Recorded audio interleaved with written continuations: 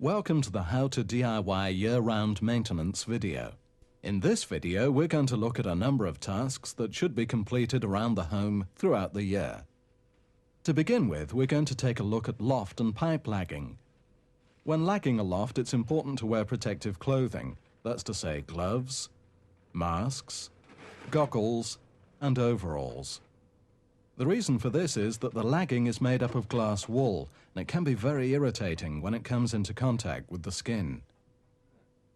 Carefully roll the lagging in between the loft timbers, taking care not to tread on the supported plaster ceilings. Cut off lengths as required using a sharp knife. Continue to work across the loft space. A space should be left around the outside of the loft to allow for air circulation. It's advisable to discard the protective clothing when you've finished, as it will be contaminated with the glass fibers.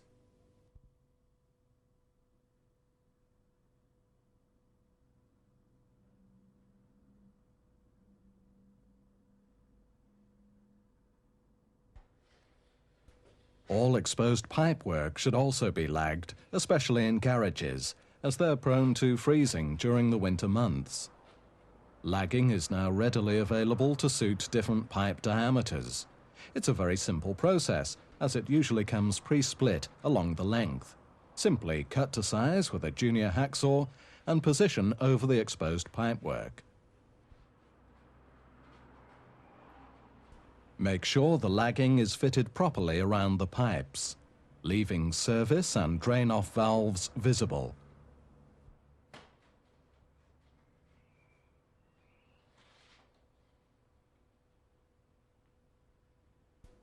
When fitting the lagging around junctions, cut out pieces to get a good fit, as shown here.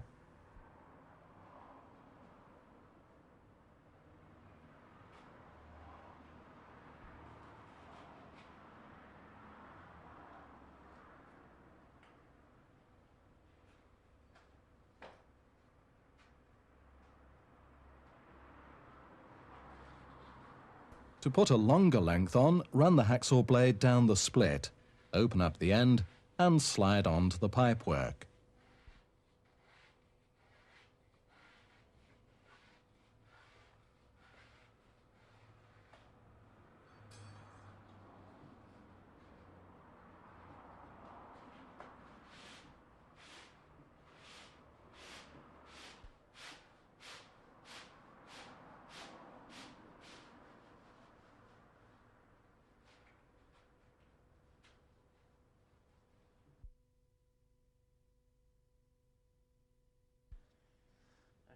Fitting a service valve.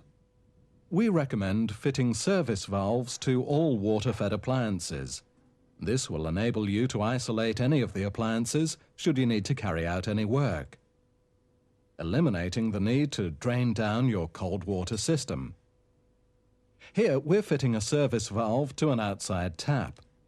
Begin by turning off the incoming water supply at the stop tap. Turn on the tap to drain down any water in the pipes. If there's a drain-off valve nearby, open this as well. Mark the position of the valve on the pipe. Remove the tap from the wall. Now cut this section of pipe out with a pipe slice or hacksaw.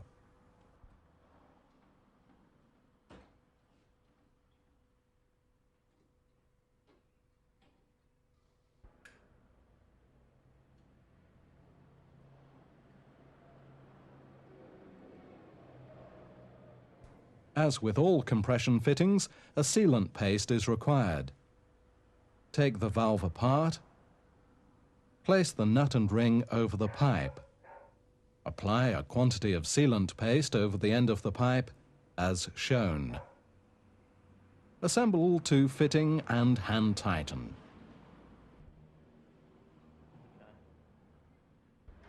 Repeat this process with the other side of the fitting and pipe.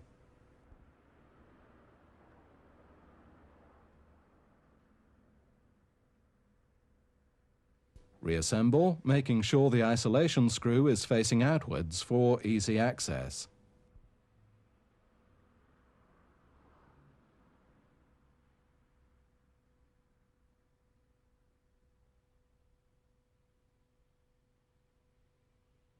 Refit the tap back to the wall. Tighten the fitting with 2 sets of grips or spanners.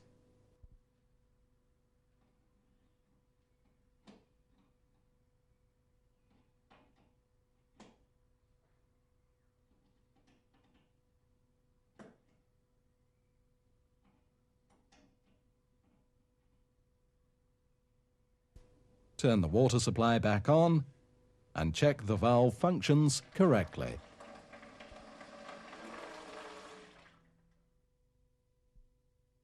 Cleaning a sink trap.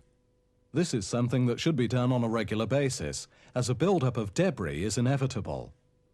Remove the sink trap by unscrewing the knurled plastic nut. Empty the contents into a bowl.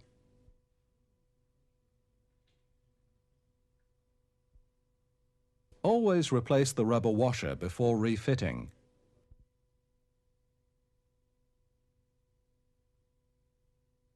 Replace and tighten the nut by hand. Stop tap repairs. A common fault with most stop taps is a leaking gland. Begin by removing the gland behind the stop tap.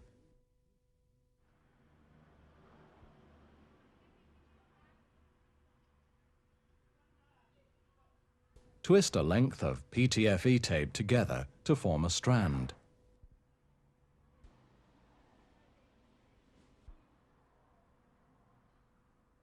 Wrap this around the exposed shaft behind the thread.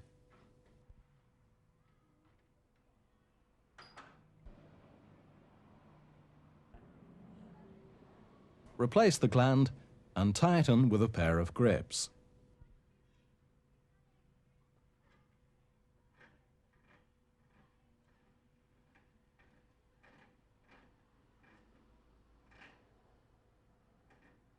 Remove the excess tape and turn the supply back on.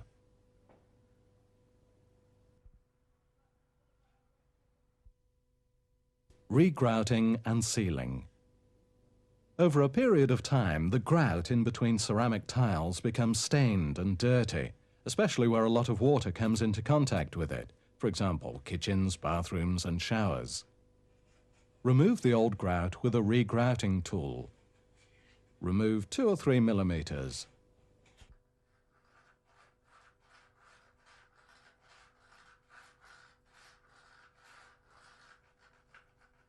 Brush off all the dust from the tiles and the surfaces.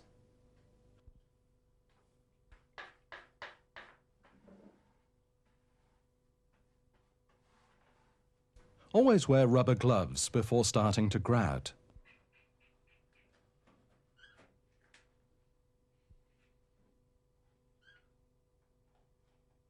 Spread the grout with your applicator, making sure all the gaps are filled.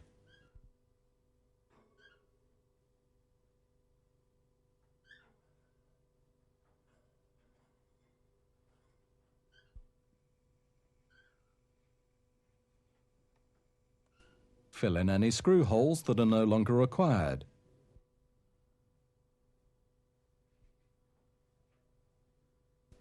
After completing, wipe over with a damp sponge.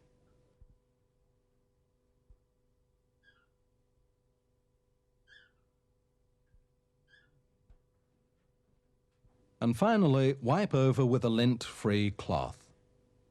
It's always advisable to seal the tiles where they meet work surfaces, etc. Apply a length of masking tape along the surface, 3 or 4 millimeters away from the wall, masking off any returns.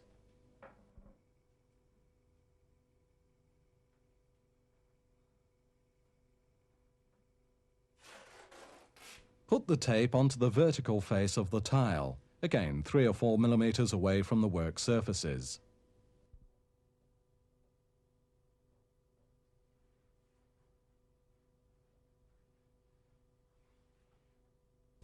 Once the entire area has been masked off, run a bead of silicone between the 2 pieces of tape.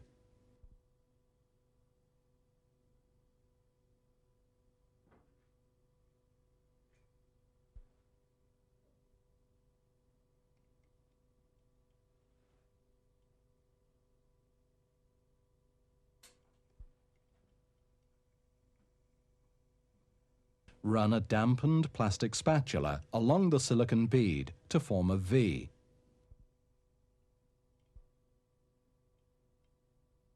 Leave the silicon to form a skin, then remove the masking tape. A neat, perfect seal has now been achieved.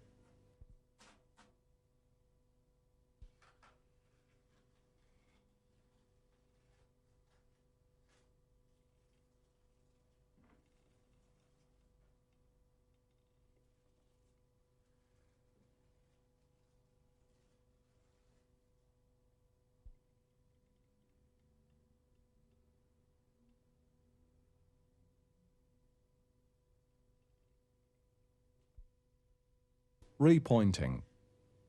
Severe weather conditions causes old mortar to crumble, which becomes porous. If this happens, it will require repointing. Remove any loose mortar with the point of your pointing trowel. Dampen down the wall with water to avoid quick drying out. Use small amounts of mortar on your pointing trowel and position carefully between the bricks. Take care not to get mortar on the brick faces. Apply mortar in small amounts in between the vertical joints to begin with. After the vertical joints have been repointed, start on the horizontal joints.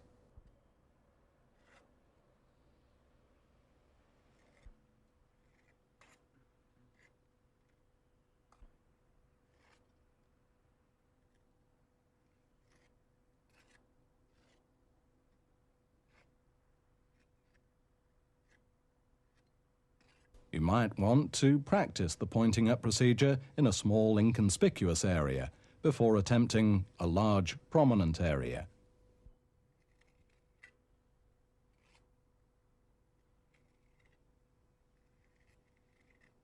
Remove any excess with the edge of the trowel.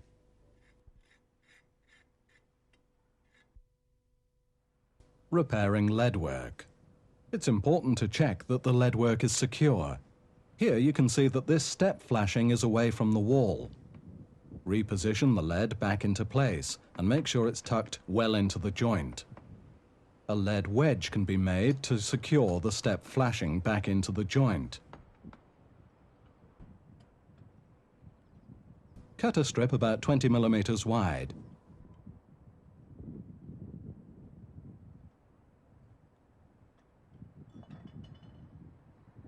Tightly roll it up together.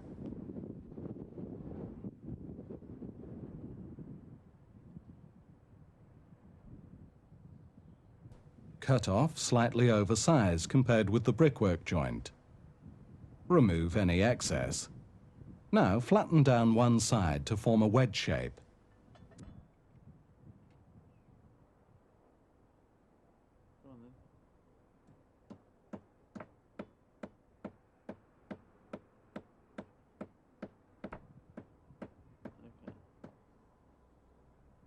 Firmly place in between the bricks and lead flashing. Hammer it in firmly.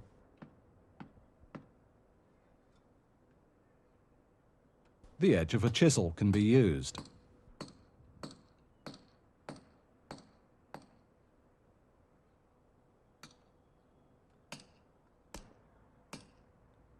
Firm down the lead. We would suggest repointing the gap in between the bricks at this stage. Replacing roof tiles. If a roof tile appears to be cracked or broken, it's essential to replace it immediately, as water can penetrate through into the roof. You'll find that tiles are only nailed to the laths about every fourth row. Therefore, it makes replacing tiles very easy. Lift the tiles above the tile to be replaced. Twist around and remove the broken tile. Replace this and reposition the other tiles.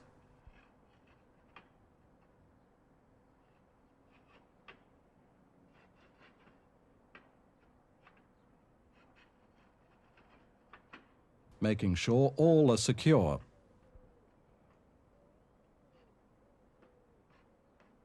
Here you can see how the tile hooks over the lath, with these lugs towards the back of the tile.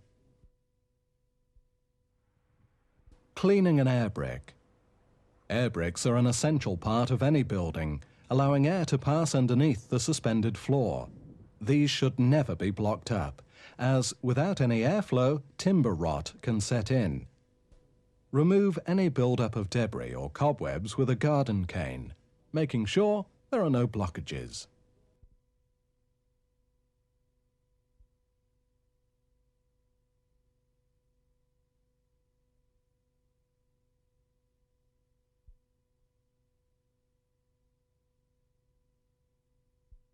Checking windows. Underneath most window frames is a routed drip throat. Unlike this example, make sure that they're never blocked or obstructed. Rainwater can cause serious damage. If the throats are blocked, the rainwater will run back towards the brickwork and cause damp patches to appear on internal walls.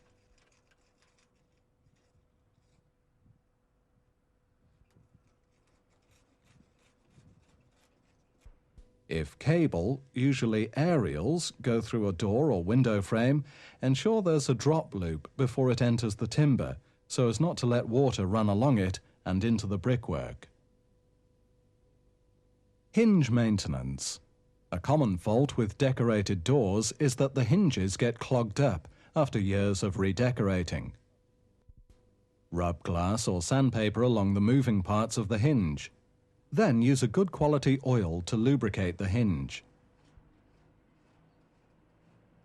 Work the door back and forth to spread the oil evenly.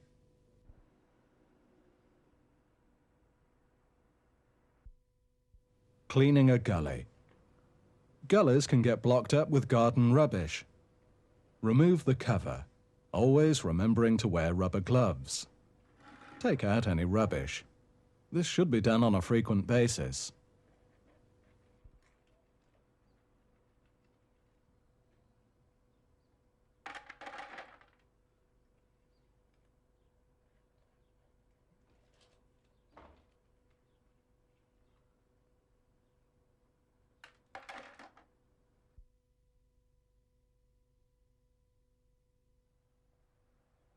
Cleaning gutters. Gutters tend to get blocked up during and after autumn. Remove any leaves or rubbish that have built up over a period of time. There are various products available that help prevent small leaves or pine needles getting into the gutters. If you do not take out any preventative care, the downpipes can become blocked. Handy hints. T-pieces can be fitted to all overflow pipes, for example, toilets and tanks. This will prevent any cold winds blowing up the pipes and freezing the water. On the top of soil and vent pipes, a bird cage can be fitted. Check and remove any growths appearing in gutters and chimneys. We would recommend fitting toughened glass in all low-level doors or windows. After frequent use, limescale can block your showerhead, reducing the water flow. By removing the showerhead and scrubbing with a small brush, ideally an old toothbrush, this is best done under a running tap.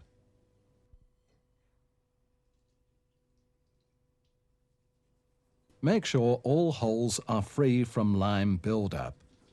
Replace the showerhead and check.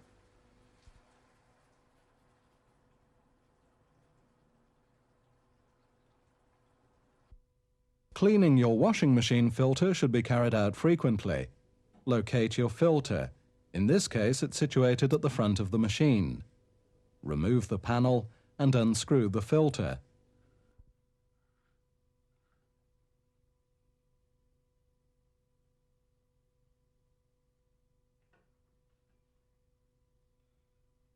Take out any clothing fluff or debris. Replace the filter, making sure it's screwed up tightly. Occasionally, central heating pumps can stick, especially after summer. Remove the center screw and manually rotate with a screwdriver.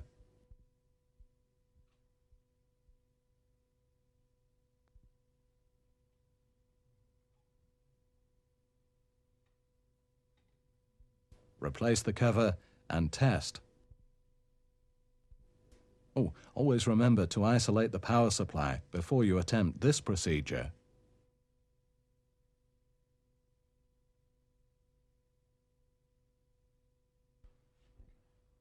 Changing tap washers.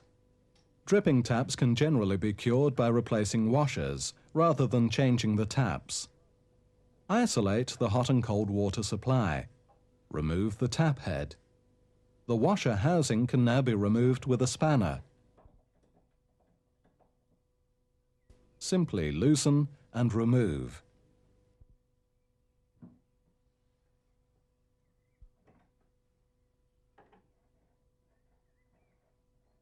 Don't be concerned if a small amount of water is retained in the tap housing. This is quite normal. There are many different sizes of washer available. Make sure you obtain the correct one. Remove the old washer and replace with the new one.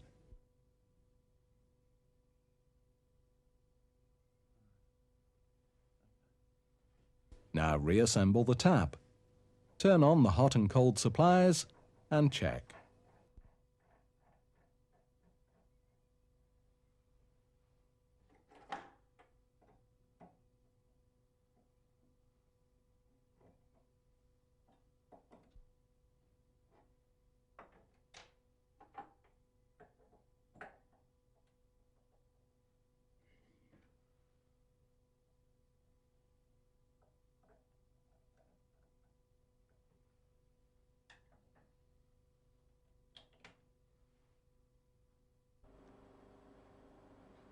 Glazing. Here we're going to glaze a new door. However, the process is exactly the same for reglazing. You'll find that putty is very oily. To remove the excess oil, empty the putty onto a piece of newspaper.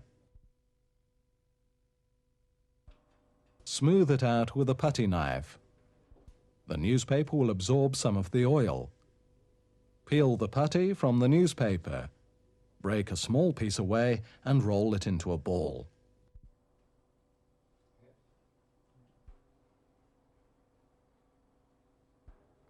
This can now be spread across the rebate in the door, using your thumb to spread it evenly.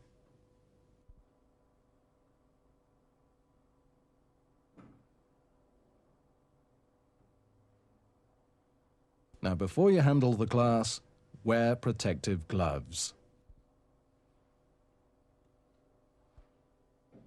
Insert the glass into the aperture, pressing firmly around the edges.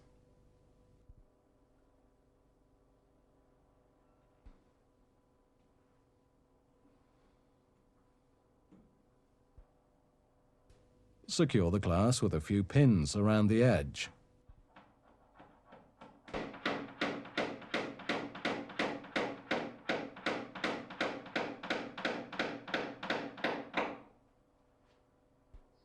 Now put more putty onto the outside of the glass.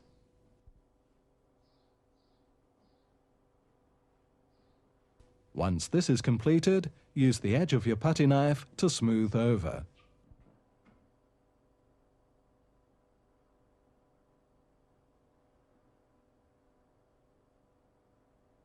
Removing the excess.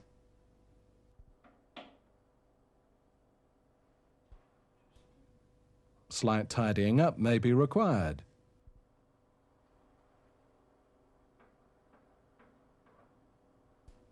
Gently smooth over with your fingertips. Leave it to dry completely before you attempt to decorate. Radiator valve repairs. Frequently turning radiator valves on and off can result in the gland weeping. Remove the cap and retighten the gland with a pair of adjustable grips.